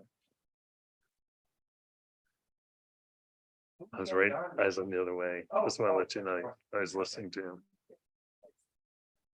Yeah, all right. I think you got your work cut out for you. Thank you. Yeah, thank you guys so much. Really appreciate your time. Was on the plane reading, so that's where my notes are. So, you know, I'm not a bonehead. Feel like it's called out. Sorry. You know, and now we're going to 8.2. I don't, I think it's so sensitive. We have the Arts Advisory Committee recommendation. And our friend and colleague Brad Moore is going to be presenting that. You gonna do it right from there? All right. Absolutely. Thank you, commissioners. Yes, I'd like to present on the Arts Advisory Committee recommendation appointment. Parks and Community Services Commission recommends Srinivasa Manapargada to serve as the alternate 2 on the Arts Advisory Committee with the term expiring in March of 2025. The Arts Advisory Committee consists of 7 members with 2 alternates. I think you're all familiar with these. I've been doing them throughout the year, so I won't read you the whole staff report, but we had an ad hoc ad hoc committee of the Parks and Community Services Commission consisting of Commissioner Dorlick and Lopez Lucy interviewed the applicant on Wednesday, August 23rd, and recommended the appointment for the alternate 2 with the term to expire in March of 2025. Commission action on the recommendation will be forwarded to the City Council for appointment on September 26th, later on this month. Yeah. Comments or questions? I move we accept, can you pronounce the name? I can't. Srinivasa Manapargada. Yes, thank you. As the alternate 2 for the Arts Advisory Committee. I second it. Thank you, Will. You're very welcome. Okay, let's vote. I'm sorry, who seconded it? Commissioner Lopez. I was a mover. That's okay.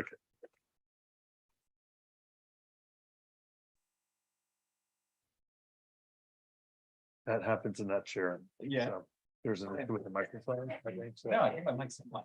Congratulations. Thank you, commissioners. It happens. That's why. Yeah, it has the whoopee cushion on. Yeah. Give it to the new guy. What we did actually. Yeah. Well, you'll be there next meeting. Yeah. Okay, so we are at the time when you get to berate and hassle the chair. We're at 8.3, 2023-24 committee. Oh, do we have any public comment on the appointment of a Arts Advisory second alternative person? Oh, fantastic, fantastic. All right, 8.3. You're looking out. Everybody good? Okay. We are. So I wanted to kind of follow in the footsteps of the teen council. Thank you very much. You're a great example.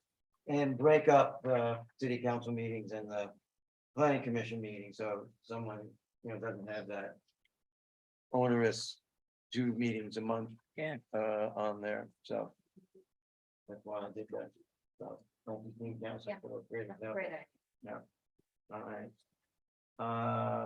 Okay, and so we are at 9.1 staff reports.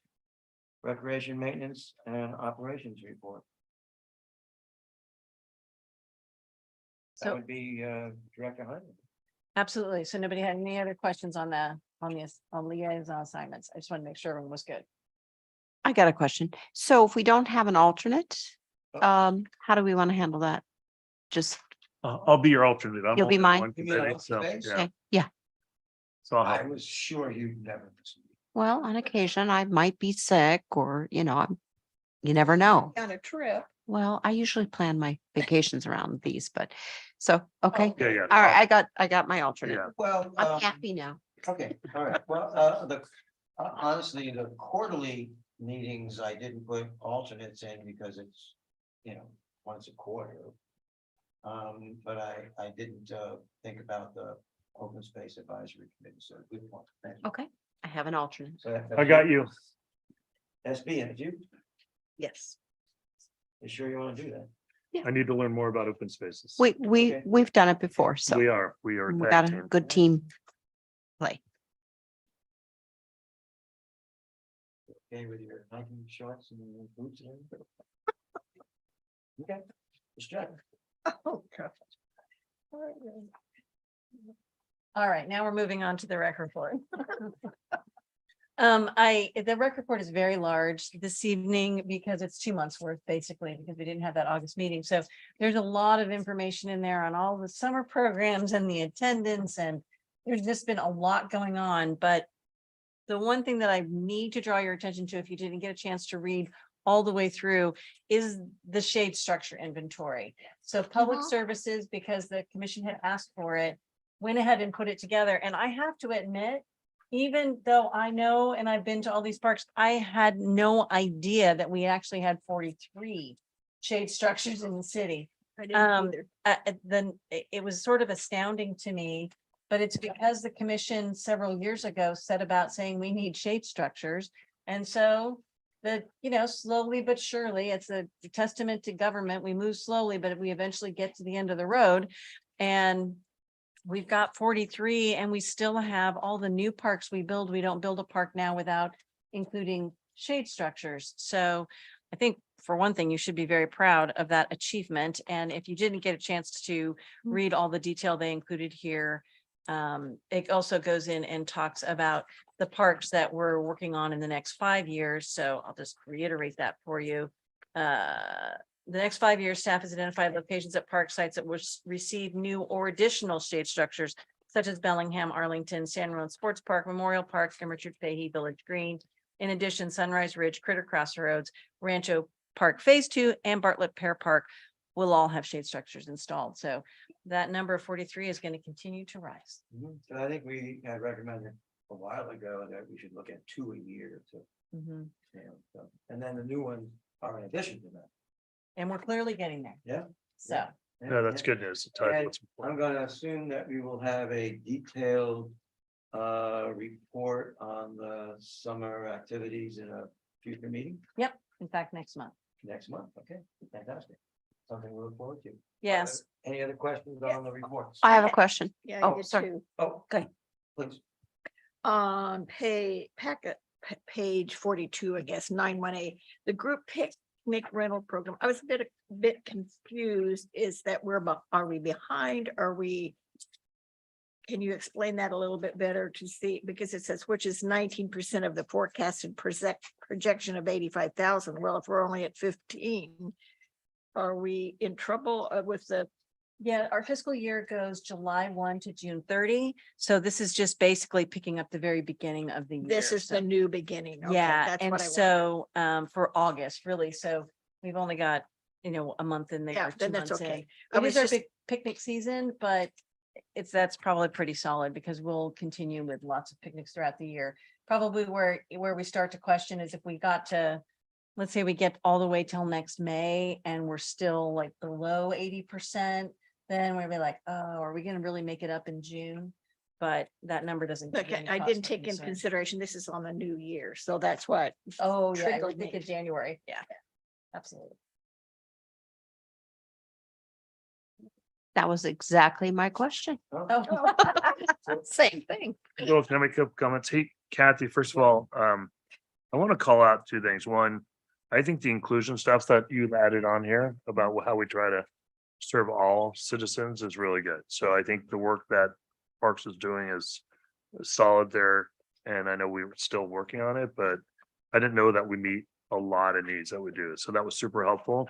And also, the senior lunch trips, they're a capacity, right? I mean, I heard they're always sold out, meaning that we don't. yeah, they're trying to add more. They're looking at some different options for, or how to add either a second trip or more trips, bigger buses. So there's a lot of different thought going into that. But yeah, they're very popular. Occasionally we'll have one that doesn't go, so it's not like every place is popular. Sometimes we'll get a location that for whatever reason, if the regulars have all gone and it doesn't go, but generally speaking, they're very well attended. I think it'd be helpful if we add that they're always sold out because it shows that there's a demand that maybe that we're not meeting as we continue to go forward on looking at that, because anyways, I got to sit through Julia and I saw some of the data. I'm like, well, what's the max we can take? So it just shows you how good that is. So, and then 40th anniversary rocked. So thank you, Seth, for doing that. I thought that was really good. And I know it was a lot of work that Brad has taken on. So I thought that was really, well, I just, good job, dude. So, and then I'm gonna set you up. Mhm. When do we turn the water on? Why, I'm so Yeah. glad you asked, Commissioner Brady. Because I ask every meeting. Actually, Brad asked the Public Services team today, because he said the commission would definitely ask tonight what was going on with the fountain, and they told us tomorrow.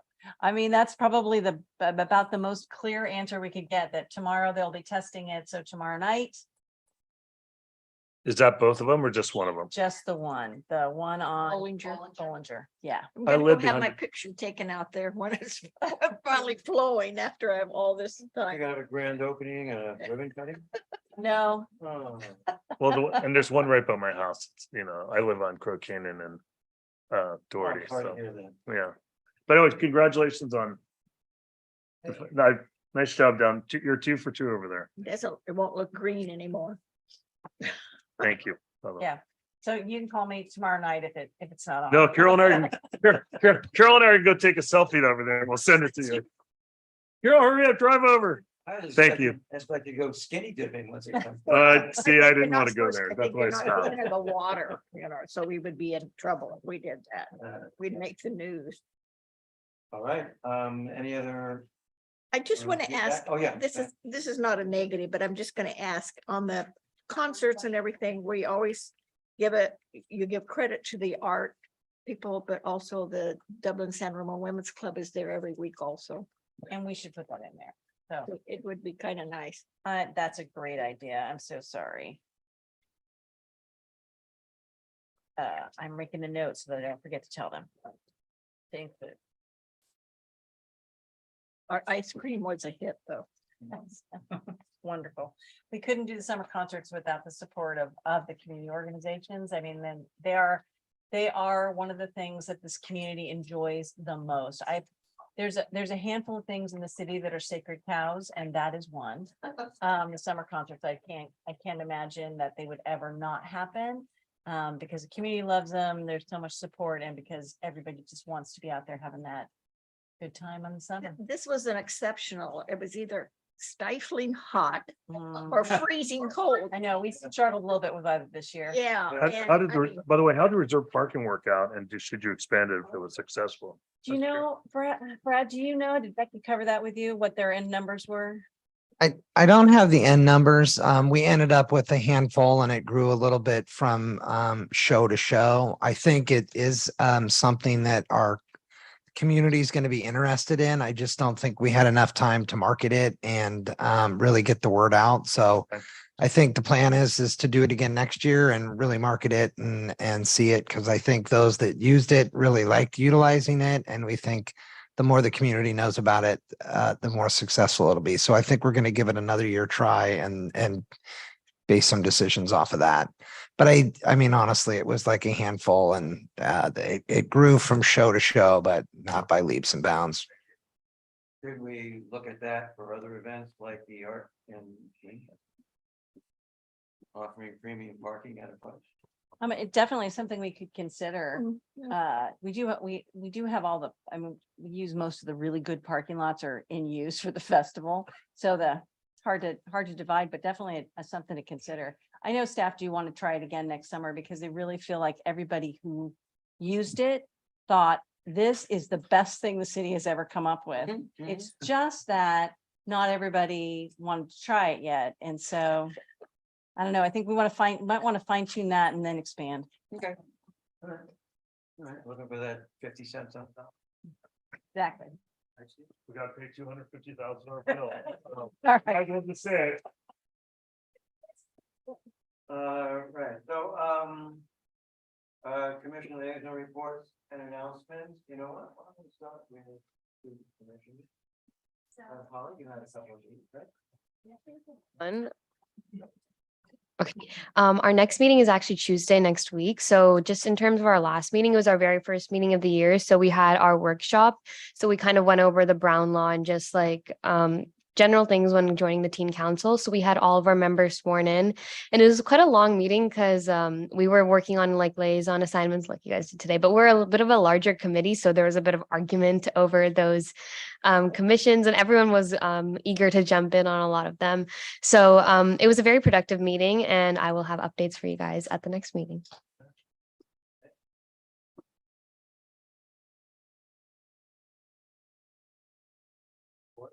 Well, I put my hiking shorts on and I went to the OSAC meeting on Monday at 8:30. And it was a really great presentation from the County of Contra Costa. Envision Contra Costa 2040 presentation, and this was given by the principal planner for the county in the Department of Conservation and Development. And what I found was very interesting is that the last time this plan was reviewed was 33 years ago. It was like, oh my, that's a really long time. So great stuff in it. I won't go into a lot of the detail, but bottom line is the focus of this plan will be on stronger communities. And 4 themes: economic development, sustainability, environmental justice, and community health. So it was a really, really great presentation. And they used to call it open space as a resource. Resource conservation, formerly called open space conservation, and now they're renaming it conservation, open space, and working lands for the the ranchers are included in this as well. So that was one of the things that we were presented on. And then we talked about our open space trail and hiking program for the fall and for the winter, getting assignments for folks that want to lead these. We're going to have a non-hiking event. Let me see if I can get her name. This will be in February, and it will be given by Susan Alcorn, who actually started hiking at 45, and she has traveled many, many miles on foot, and she's going to present to us, to the community. So it'll be a non-actual hiking event, but to learn about the attributes of hiking and preparing for it. And I'm really excited about having her speak. So we'll have hikes coming up in February and March and April, and that's as far as we got for assignments. And then we talked about having a table at the Run for Education event. We're finding that open space, we need a lot of time to be in front of our community, and having a table where we can gather feedback about what folks think about open space, what they want to see more of, how often they use the trails, all of that. So we agree that it's important to have a presence at our public events. So that was OSAC. And then I ran in my hiking shorts and my tennis shoes to the Senior Advisory Committee meeting. And this one, we talked about the new 55+ programs. Fun stuff is coming soon. We've got gentle chair aerobics, beginner improver line dance, canasta classes, and then they're reintroducing a Monday movie matinee program, which is awesome. And some of the others that I really liked were Island Spice Polynesian Dance, beginning hula dance, and core power and fitness, a Pilates and yoga based class, as well as dance cardio and sweat, sparkle, and shine. So we talked about all the new programs that are coming out. We also have a new program to nominate a senior recognition for folks that do extensive volunteer work. And so we approved 2 of the ladies that run the bingo program, and they were nominated by by Vera, and we all unanimously selected Jackie Essie and Mary Davis to be the recipients of our senior recognition program. And they run, like I said, the bingo program. So a lot of other things that they have to do behind the scenes, but it's very popular at the senior center. And we talked about, so part of the senior advisory committee has their goals like we do, but they wanted to visit assisted living facilities in the area and interview to find out, are these assisted living facilities aware of our senior programs that we offer? And so it was a very interesting discussion, because what we're finding is some have a lot of what we offer in-house, and so they're kind of not interested in sending their folks that live there to our programs. But then there's a handful that really we need to tap into more, that are less assisted living, but more senior facilities. So that was a great discussion. We also talked about visiting other senior advisory committees in the Bay Area. So several had attended some meetings, like we have committee meetings for senior advisory, and just kind of seeing how they run them, what they talk about. So they shared that information too. So anyway, we also have a member who attends, and I don't have her name, but she is pretty high up on the senior. I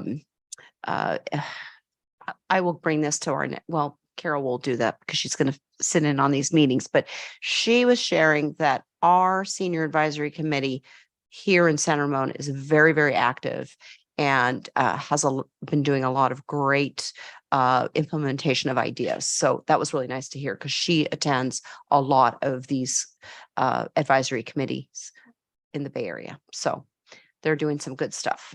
So that's it. Good report. Well, my report is on the planning. They have had some meetings and not, but I think that the big thing there, and I wouldn't go into details because it's very detailed, is all the updates to the general plan.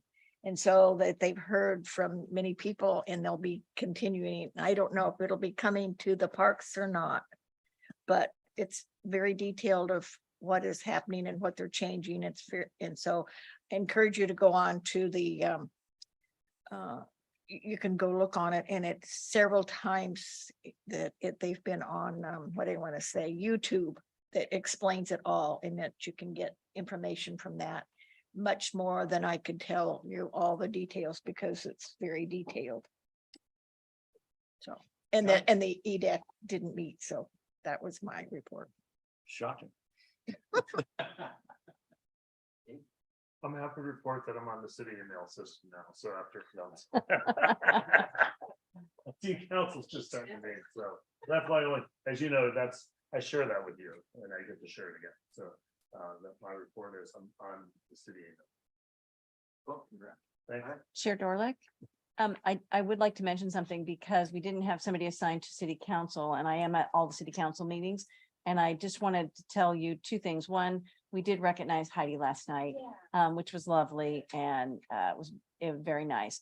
But if you get a chance, I suggest everyone go back and watch a portion of the meeting specifically that relates to the Iron Horse Trail crossing, because the report that Robin Bartlett gave was so interesting, and had so much great detail in regards to the traffic impacts that are going to be felt as that bridge gets built. But maybe just I can geek out on one engineering point. The pier that goes down in the ground for the center to hold that big bridge up goes 63 feet into the ground. The water table's at 13, so it's going to be a big muddy mess, as they have to go all the way down 63 feet to put that in. And so it's just it's a short report. I just think you'd all find it interesting. And I assume as the traffic delays happen and as this pulls out, you as commissioners will get questions on these kinds of things. So it would probably behoove you to peek at that one. Thank you for letting me know. I will make a right instead of a left going out of my community. Go Doherty Road to here. Well, I was at the council meeting, so it's pretty good. I got there a little bit late, but you guys are very, very productive and very good. So that was fantastic. And then there was no Arts Advisory Committee meeting per se, but we did have a Arts Advisory kind of committee meeting with the opening of the Arts Center, which was extraordinary. So that's all my input. So anything else for the good of the commission or the community? I would just like to encourage every one of you to attend the Oktoberfest because it Bravo. should be fun, hopefully. And so I would encourage you to come and enjoy October, 7th. It's on a October. Saturday from 11 to 3. that's it, 11 to 3? Yes, that's plenty of time, you know, to have fun. All right, not a lot of beer, but okay.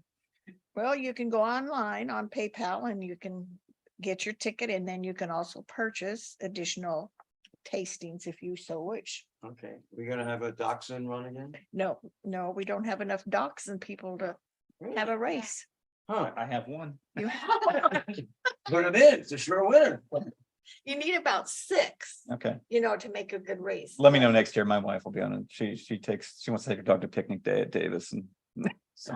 Well, we need people, you know, but that some people don't want to do it anymore, but so unless you have about 6, you can't really have a race. I'll let her know. I think she'll make it happen next year. So then if she can get me doxy people, then we can have a race again. I'll let her know. Yeah. We Just have a don't call it a dachshund. master race. Okay, Noted. okay. Any other comments for the good of the commission or the public? Any more public comment? Fantastic.